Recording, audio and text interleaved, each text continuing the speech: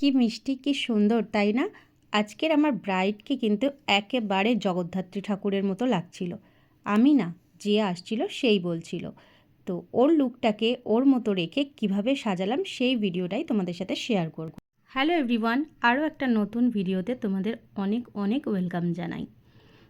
আজ আমার ব্রাইডের লোকেশান ছিল আমার বাড়ি, মানে বসিরহাট থেকে প্রায় 3.25 ঘন্টার রাস্তায়।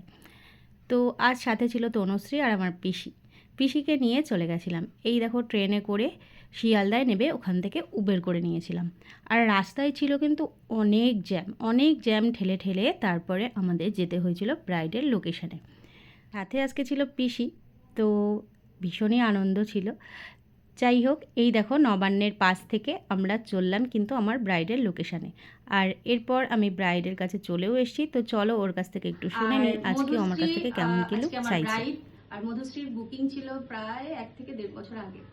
তো আজকে চলে এসেছি ওকে সাজাতে, আর এবার ওর কাছ থেকে একটু শুনবো যে ও আমার কাছ থেকে কেমন কি লুক চাইছে। বলো মধুশ্রী। মানে খুবই সফট, একটু মানে এইচডি মেকআপের টাইপের লুক আসবে। আর সামনেটা মানে সাবেকি যেমন লুক হয় সেরকম, আর আই মেকআপটা একদম লাইট ওয়েটের মধ্যে হবে, মানে একদম লাইট হবে, ঠিক আছে। আর চুলের সামনেটা হালকা একটু পাফ থাকবে, মানে যাতে ন্যাচারালি লুকটা থাকে ওরকম থাকবে, ব্যাস এটাই আমার। আর বাকি তোমার লিপস্টিক তোমার ডিপার্টমেন্ট, বাকি আমার ওইটুকুই ক্রাইটেরিয়া, ব্যাস। তো এরপর শুরু করলাম মধুশ্রীকে রেডি করা। আর হ্যাঁ, তোমরা দেখে নিয়েছো আজকে আমার ব্রাইড কত সুন্দর কত মিষ্টি। তো ওর লুকটাকে কিন্তু এতটুকুও আমি চেঞ্জ করতে চাইনি, ও যেমন ঠিক তেমনই রাখার চেষ্টা করেছি।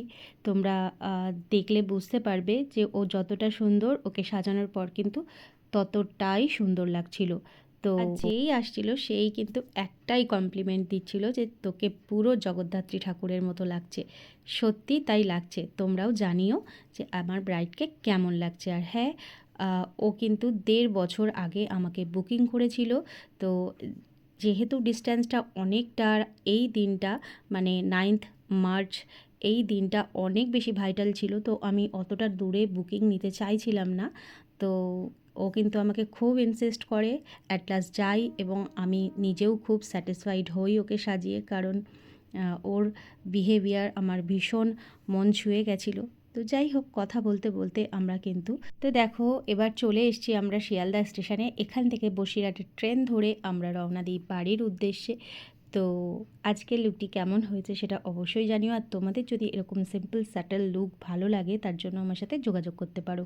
আমার কন্ট্যাক্ট নাম্বার হলো 7699770766। ভিডিওটি ভালো লাগলে অবশ্যই লাইক কমেন্ট করতে ভুলো না। তো আজকের মতো টাটা।